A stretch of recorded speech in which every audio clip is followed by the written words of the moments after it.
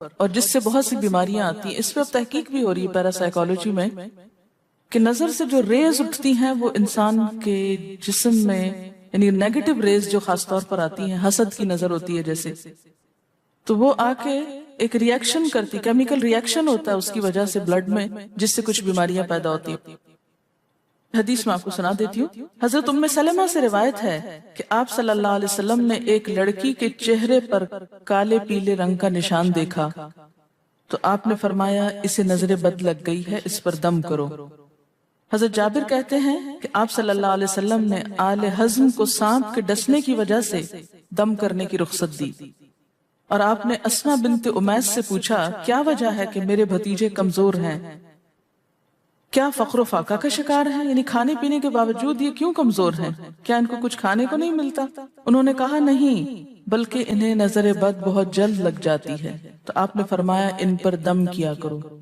یعنی جس بیماری کی سمجھ میں نہ آئے کہ کھائے پیے بھی انسان جوان بھی ہو لیکن اس کو صحت ہو ہی نہ، کوئی ظاہری سبب معلوم ہی نہ ہو، تو ایسے شخص پر دم کرنا چاہیے.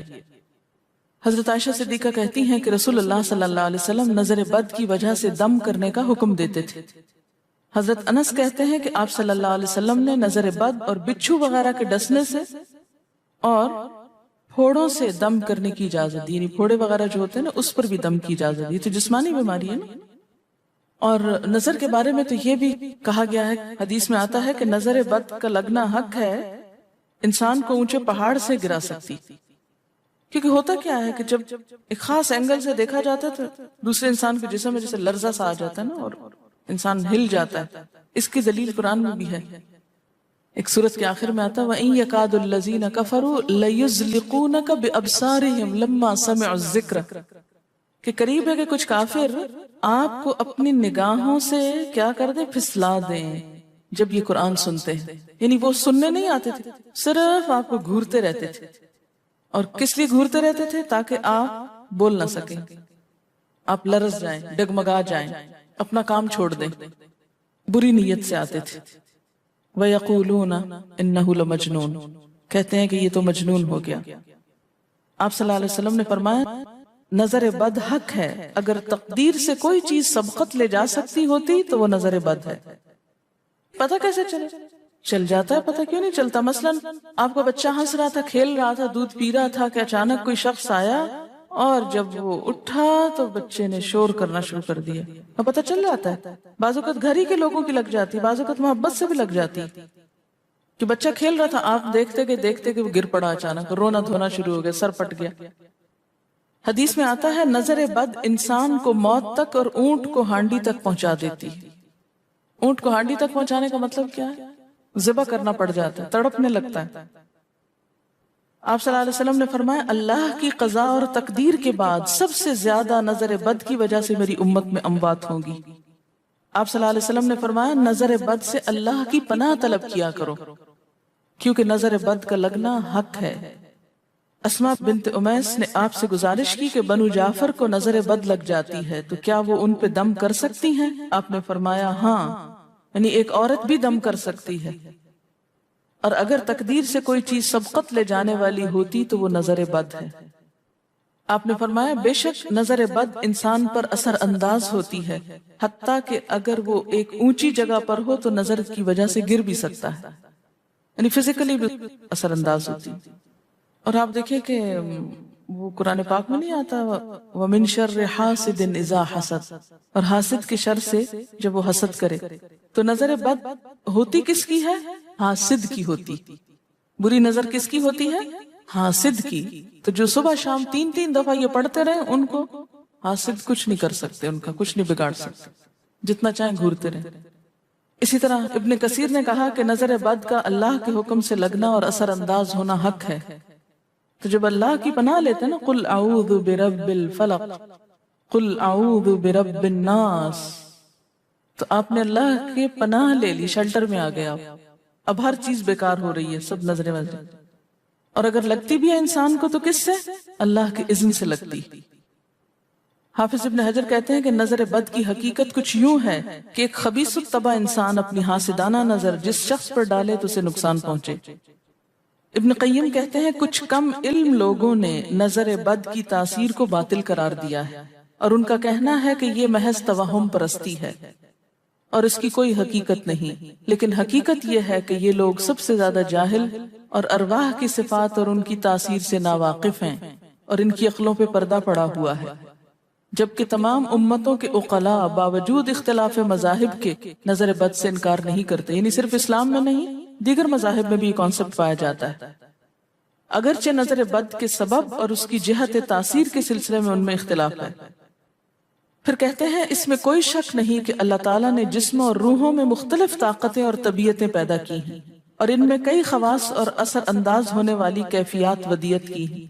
آپ دیکھیں کہ لو چلتی ہے تو اثر نہیں ہوتا، اس کا بھی تو اثر ہوتا ہے نا، حالانکہ وہ نظر نہیں آ رہی ہوتی، اور کسی عقل مند کے لیے ممکن نہیں کہ وہ جسموں میں روحوں کی تاثیر سے انکار کرے، کیونکہ یہ چیز خود دیکھی اور محسوس کی جا سکتی ہے، اور آپ دیکھ سکتے ہیں کہ ایک شخص کا چہرہ اس وقت انتہائی سرخ ہو جاتا ہے جب اس کی طرف وہ انسان دیکھتا ہے جس کا وہ احترام کرتا ہے، اور اس سے شرماتا ہو، اور اس وقت پیلا پڑ جاتا ہے جب اس کی طرف ایک ایسا آدمی دیکھتا ہے جس سے وہ ڈرتا ہو، یعنی جس سے آپ ڈرتے ہیں وہ آپ کو دیکھے تو آپ کا رنگ پیلا ہو جاتا ہے۔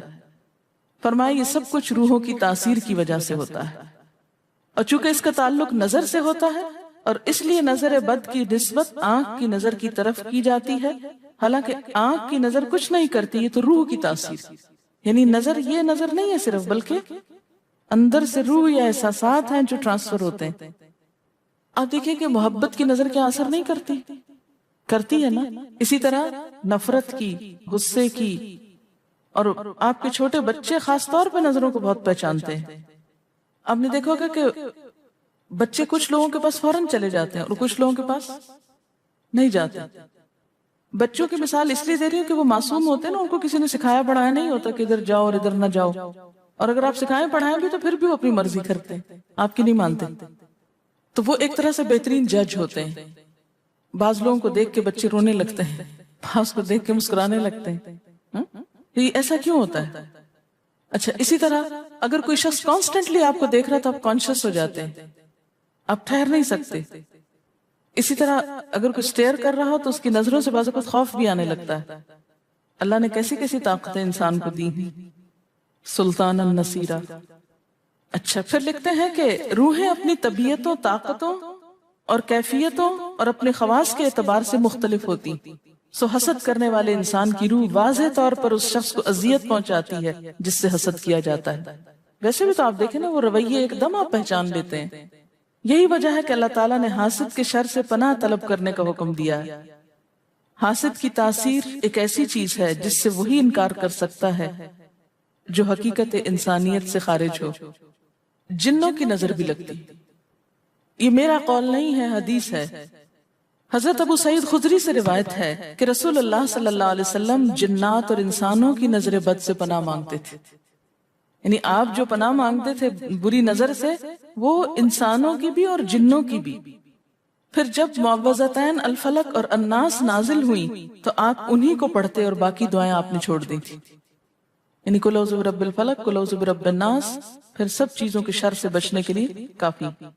یاد رکھیے بعض اوقات اپنی نظر بھی لگتی ہے، خود کو بھی نظر لگتی ہے۔ اسی طرح جب لباس اتارا جاتا ہے نہانے کے لیے مثلاً، تو اس وقت بھی دعا سکھائی گئی۔ بسم اللہ پڑھنی چاہیے، بیسیکلی بسم اللہ پڑھ کر اتارنے چاہیے، اور اس کے علاوہ اعوذ بکلمات اللہ التامات من شر ما خلق بھی پڑھ سکتے ہیں۔ آپ کو معلوم ہے کہ ٹوائلٹ میں جانے سے پہلے بھی دعا سکھائی گئی، کیونکہ جنات کے ٹھکانے گندی جگہوں پر ہوتے ہیں۔ اللہم انی اعوذ بک من الخبث والخبائث، خبیث جنوں اور خبیث جننیوں، خبائث سے تیری پناہ میں آتا۔ یہ دعا کیوں سکھائی گئی؟ اسی لیے کہ اگر آپ وہاں پر موجود ہیں، اور خصوصاً اگر آپ بے لباس ہیں، تو بھی ایسی چیزوں کی نظر بھی لگ سکتی ہے اور وہ چیزیں اثر انداز بھی ہو سکتی۔ اسی لیے بلا ضرورت تنہائی میں بھی بے لباس ہونے سے منع کیا گیا۔ بعض لوگوں کی عادت ہوتی ہے نا کہ وہ نہانے بیٹھتے ہیں تو وہی کپڑے دھونے شروع کر دیتے ہیں، اور نہیں، بس فوراً اپنے آپ کو ڈھانکنے کی کوشش کریں، بلا ضرورت زیادہ دیر بے لباس نہ رہیں۔ ایک حدیث میں آتا ہے ابو امامہ کہتے ہیں کہ میرے باپ سہل بن حنیف نے غسل کا ارادہ کیا اور جب قمیص اتاری تو عامر بن ربیہ ان کی طرف دیکھ رہے تھے. ان کا رنگ انتہائی سفید تھا اور جلد بہت خوبصورت تھی. عامر نے دیکھتے ہی کہا میں نے آج تک اتنی خوبصورت جلد کسی کنواری لڑکی کی بھی نہیں دیکھی. ان کا یہ کہنا تھا کہ سہل کو شدید بخار شروع ہو گیا. چنانچہ نبی صلی اللہ علیہ وسلم کو یہ قصہ بتایا گیا اور آپ سے یہ بھی کہا گیا کہ سہل کی حالت یہ ہے کہ وہ سر بھی نہیں اٹھا سکتا. آپ نے پوچھا کیا تمہیں کسی پہ شک ہے؟ انہوں نے کہا جی ہاں، عامر بن ربیہ پہ ہو سکتا ہے.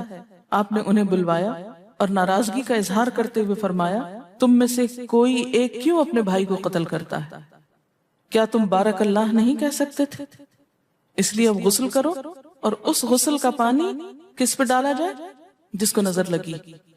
عامر نے اپنا چہرہ، ہاتھ، کوہنیاں، ٹخنے، پاؤں اور اپنی چادر کے اندرونی حصے دھوئے، پھر اسی پانی کو آپ نے سہل کے اوپر پیچھے سے بہا دیا، نہیں کہ اس کے منہ پہ ڈالنا، پیچھے سے بہا دیا اور سہل فوراً ٹھیک ہو گئے.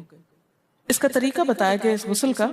ابن شہاب زہری کا کہنا ہے کہ ہمارے زمانے کے علماء نے غسل کی یہ کیفیت بیان کی ہے جس آدمی کی نظر لگی ہو اس کے سامنے ایک برتن رکھ دیا جائے جس میں وہ سب سے پہلے کلی کرے اور پانی اسی برتن میں گرائے، پھر اپنا چہرہ دھوئے، پھر اسی پانی کے ذریعے اپنے ہتھیلیاں، دائیں ہاتھ اور ہتھیلی پہ پانی بہائے، پھر بائیں پر اور پھر دائیں کوہنی پر، پھر بائیں کوہنی پر، پھر بائیں ہاتھ سے اپنا دایاں پاؤں دھوئے، پھر دائیں ہاتھ سے بایاں پاؤں دھوئے اور پھر اسی طرح گھٹنوں پہ پانی بہائے. اور پھر یاد رہے کہ سارا پانی برتن کے اندر جائے اور اس کے بعد جس شخص کو نظر لگی ہو اس کے سر کی پچھلی جانب سے وہ پانی ایک ہی بار بہا دیا جائے. حضرت عائشہ کہتی ہیں کہ جس شخص کو بری نظر لگتی اس کو اسی طرح غسل کروایا جاتا.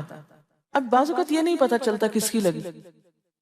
ایسی صورت میں پھر طریقہ کیا ہے علاج کا؟ مریض کے سر پہ ہاتھ رکھ کر یہ دعا پڑھی جائے بسم اللہ ارقیک من کل داء یؤذیک من کل نفس او عین حاسد اللہ یشفیک بسم اللہ ارقیک.